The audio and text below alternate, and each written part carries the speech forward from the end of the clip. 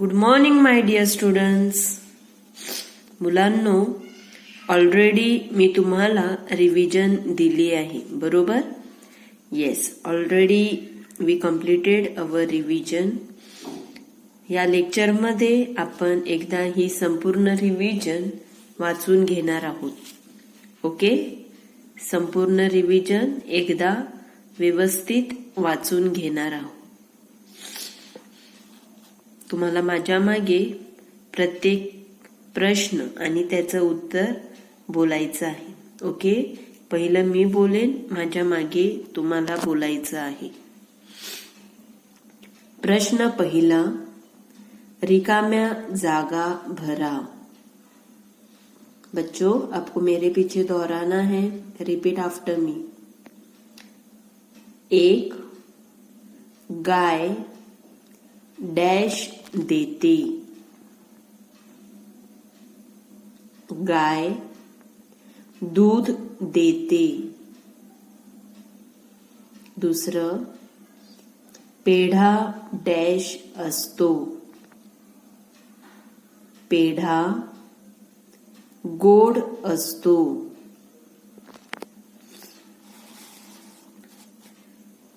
तिसरी रिकामी जागा, एक पाय दुमडून डॅश फुलवून. एक पाय दुमडून पिसारा फुलवून. चौथी रिकामी जागा, कैरी डॅश असते. कैरी आंबट असते. पाचवं, रंगीत पिसारा डॅश तोरा. रंगीत पिसारा डोक्यावर तोरा. सहावी रिकामी जागा, गाईला आपण डॅश म्हणतो. गाईला आपण गोमाता म्हणतो. सातवी रिकामी जागा, डॅश खारट असते. मीठ खारट असते. ओके, तर हे एकूण 7 रिकाम्या जागा आहेत.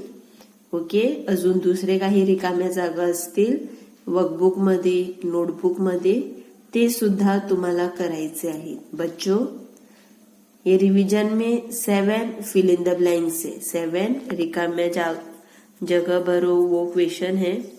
इसके अलावा और दूसरे कोई क्वेश्चंस मतलब रिकाम्या जागा फिलअप्स वर्कबुक में होंगे तो वो आपको करना है. ओके, रिव्हिजन मध्ये दिलं आहे तेवढंच येईल असं नाही, ह्याच्या वेगळं सुद्धा येऊ शकते. तर व्यवस्थित मराठीची वही आणि मराठीचं वर्कबुक ते सुद्धा व्यवस्थित करायचं आहे. प्रश्न दूसरा, मेरे पीछे दोहराना है. खालील संख्या अक्षरात लिहा.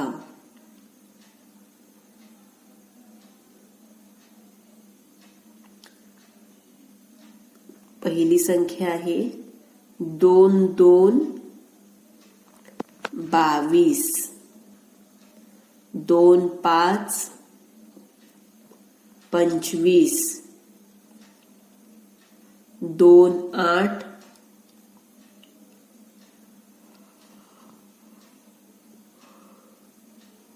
28. 3 0 30. 2 6 26. ओके, तर हे एकूण 5 संख्या आहेत 21 ते 30 मधली. तर या व्यतिरिक्त दुसरे सुद्धा ज्या संख्या ह्याच्यात नाही आहेत, 21 24 27 29. ओके, या संख्या सुद्धा तुम्हाला प्रॅक्टिस करायची आहे.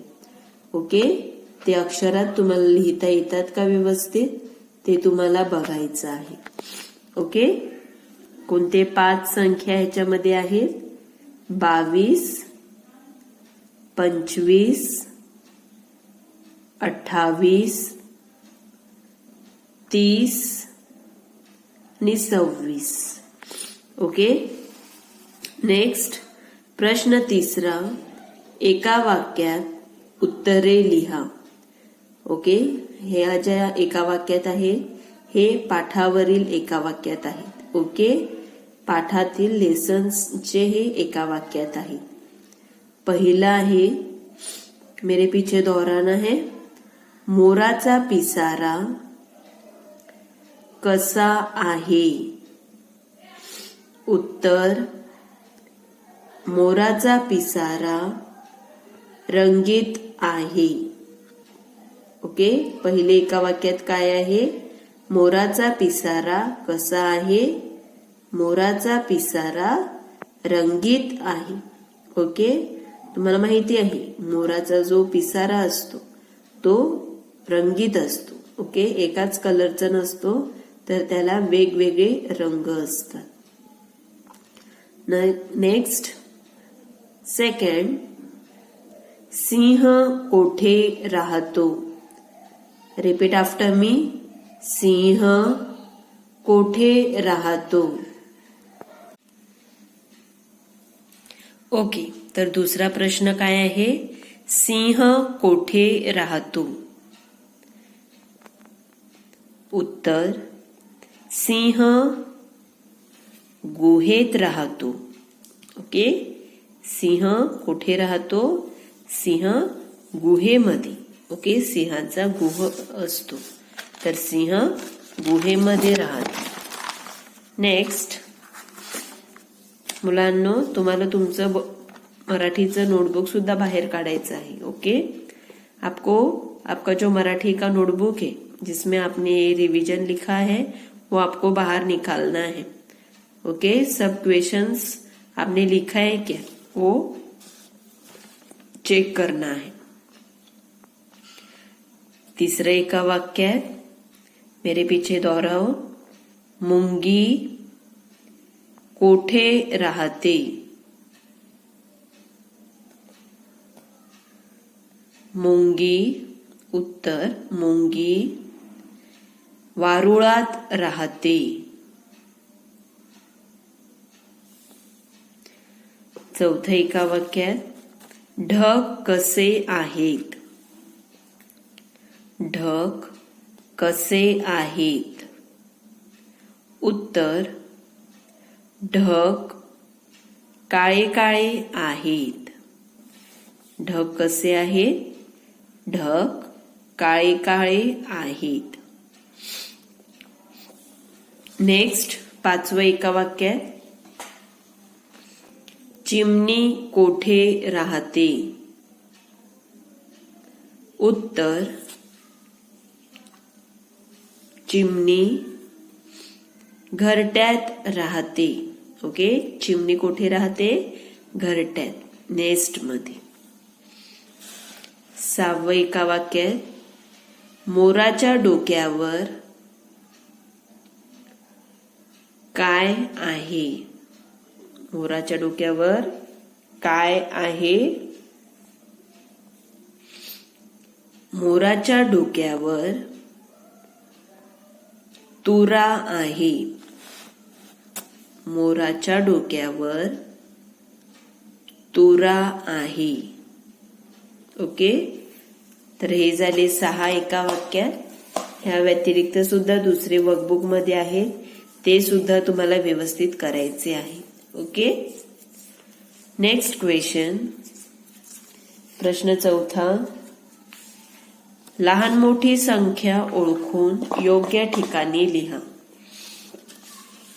ओके मुलांनो, संख्या दिल्या आहेत, लहान संख्या आणि मोठी संख्या. ओके, तर फर्स्ट कॉलम मध्ये संख्या दिल्या आहेत, तर त्या दोन्ही संख्येमध्ये तुम्हाला बघायचं आहे की लहान संख्या कोणती आणि मोठी संख्या कोणती. ओके, बघूया, वाचून घेऊया एकदा. मेरे पीछे दोहराओ. संख्या, पहले हम देखते हैं कौन से संख्या दिया है। 24, 18, 7, 12, 29, 22, 11, 20,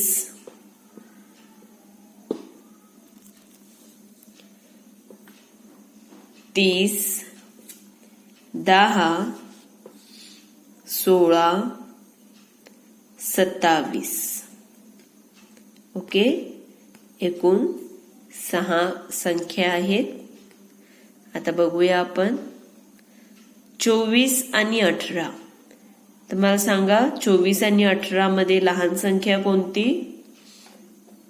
येस, 24 आणि 18 यामध्ये लहान संख्या कोणती? व्हेरी गुड, 18 लहान संख्या आणि 24 मोठी संख्या।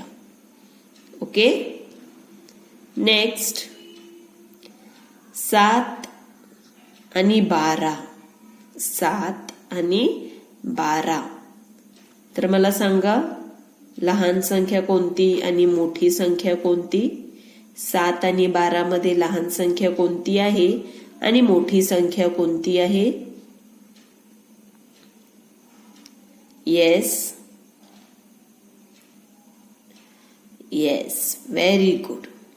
7 लहान संख्या आणि 12 मोठी संख्या।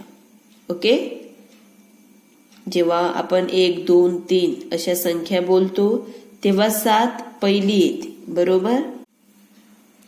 येस स्टुडंट्स, सांगा बरं 7 आणि 12 मध्ये 7 आणि 12 यामध्ये लहान संख्या कोणती आणि मोठी संख्या कोणती? व्हेरी गुड, लहान संख्या 7। 7 ही लहान संख्या आहे आणि 12 ही मोठी संख्या आहे। ओके, मी तुम्हाला सांगितलं जेव्हा आपण 1, 2, 3 अशा संख्या बोलतात तेव्हा 7 पहिला येतो आणि त्यानंतर 12 येतो, म्हणजे 7 लहान संख्या आणि 12 मोठी संख्या। नंतर 29, 2, 9, 29 आणि 22। तर मला सांगा 29 आणि 22 मध्ये लहान संख्या कोणती आणि मोठी संख्या कोणती? येस, 29 आणि 22 मध्ये which is the smaller number and which is the bigger number?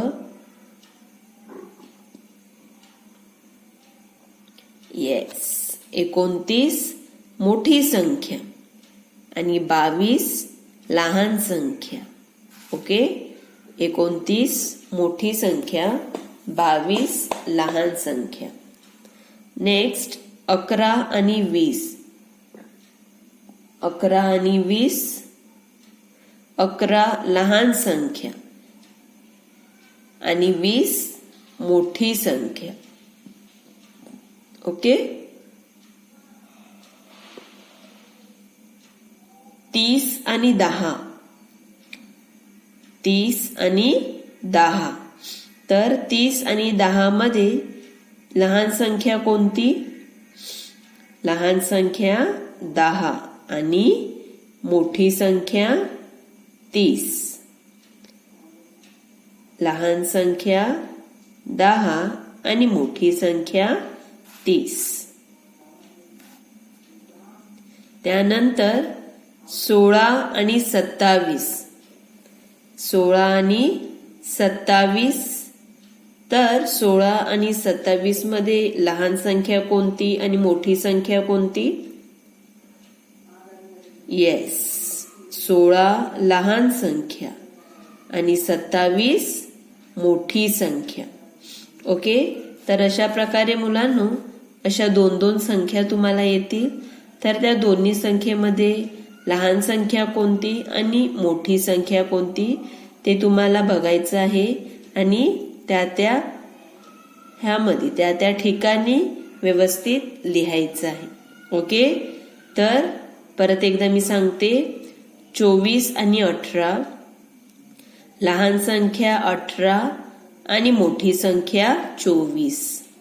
7 आणि 12, लहान संख्या 7, मोठी संख्या 12. 29 आणि 22, लहान संख्या 22 आणि मोठी संख्या 29.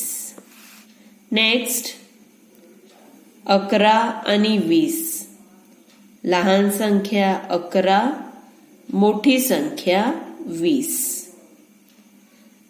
30 आणि 10, लहान संख्या 30, मोठी संख्या लहान संख्या 10, मोठी संख्या 30.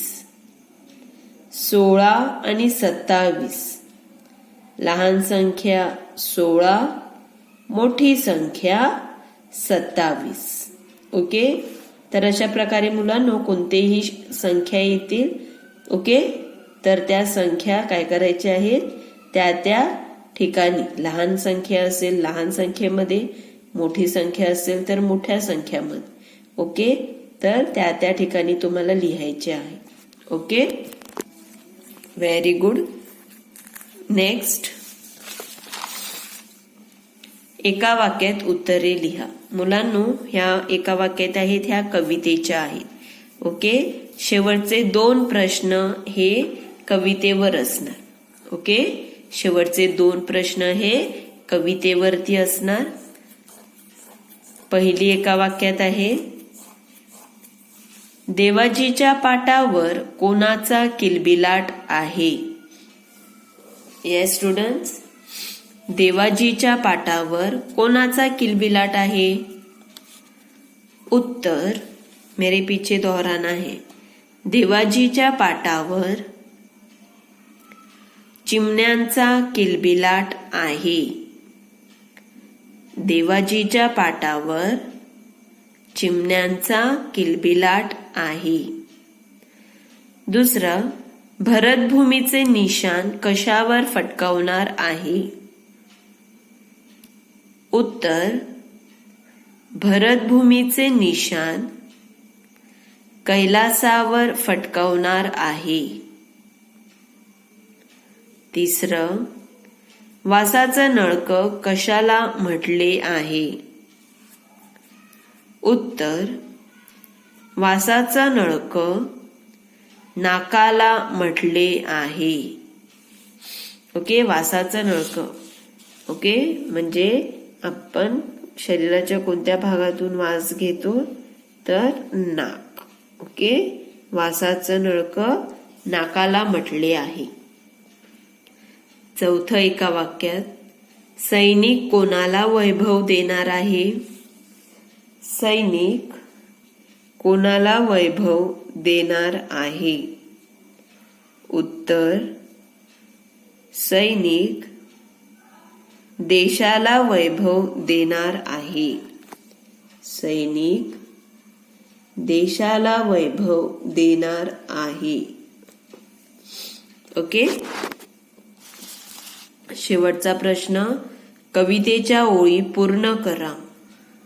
मुलांनो, दोन्ही कविता तुम्हाला व्यवस्थित बायहार्ट करायच्या आहेत. ओके, कारण की या दोन्ही कविता काय करायच्या आहेत, तुम्हाला एक्झाम साठी येणार आहे. ओके, सुरुवातीची 1 लाईन येईल, पुढील ओळी तुम्हाला पूर्ण करायच्या आहे. तर त्यासाठी तुम्हाला कविता आल्याच पाहिजे, बरोबर. येस, तर कोणते 2 कविता आहेत, करंगळी मरंगळी आणि सैनिक. सैनिक कविता छोटी आहे.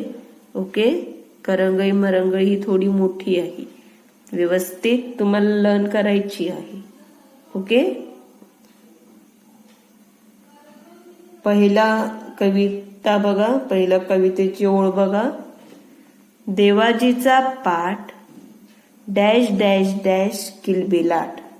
ओके, सुरुवातीचं येईल आणि शेवटचं येईल. मधलं जे आहे ते तुम्हाला माहिती पाहिजे. ओके. तर देवाजीचा पाठ, देवाजीच्या पाटावर चिमण्यांचा किलबिलाट. देवाजीच्या पाटावरती कोणाचा किलबिलाट आहे? देवाजीचा पाठ, देवाजीच्या पाटावर चिमण्यांचा किलबिलाट.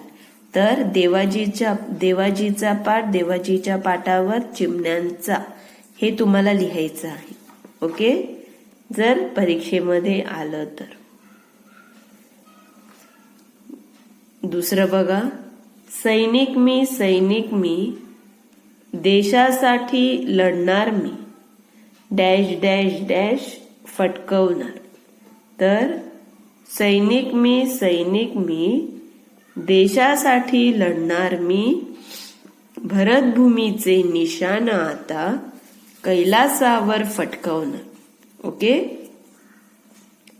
भरतभूमीचे निशाण आता कैलासावर, हे तुम्हाला लिहायचं आहे. ओके. पुढील थोडं आणि शेवटचं कितपर्यंत आहे ते येईल. मधलं जे आहे कडवं ते तुम्हाला लिहायचं आहे. तिसरं, अंगठा तळहात मळहात डॅश डॅश गुळागुटी. तर काय येईल?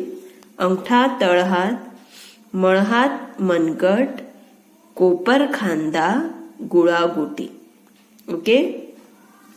आणि शेवटचं, भारताचा मी रहिवासी मैदानी कवायत करणार, सैनिक मी देशाला वैभव देणार. ओके. शेवटचा प्रश्न आहे हा. तर अशा प्रकारे तुम्हाला कवितेच्या ओळी पूर्ण करायच्या आहे. ओके. तर मुलांनो, आजच्या या लेक्चरमध्ये आपण संपूर्ण रिव्हिजन एकदा व्यवस्थित वाचून घेतली आहे. ओके. जे प्रश्न मी रिव्हिजन मध्ये दिले आहेत ते, आणि जे नाही दिले वेगळे जे आहेत ते सर्व तुम्हाला व्यवस्थित लर्न करायचे आहेत. आणि बच्चों, मैं आपको फिर से बता रही है, आप घर पे हैं तो कॉपी करके नहीं लिखना है. ओके. अच्छे से सब लेसन्स पोयम सिखाया है, रिवीजन भी दिया है. ओके. तो ये सब क्वेश्चंस की आपको प्रैक्टिस करनी है और एग्जाम के टाइम आपको बिन देख के आंसर्स लिखने हैं. ओके. कॉपी करेंगे तो सबको अच्छा मार्क्स मिलेगा, पर जो पढ़ाई करके टेस्ट लिखेगा उसको जो मार्क्स मिलेगा वो सही मार्क्स है. ओके. तो ये सब रिवीजन के जो क्वेश्चंस है वो आपको अच्छे से बाय हार्ट करना है. ओके. प्रैक्टिस करना है. आपके रफ बुक में स्पेलिंग्स लिखकर देखने हैं. Okay. Thank you end all the best for your exam.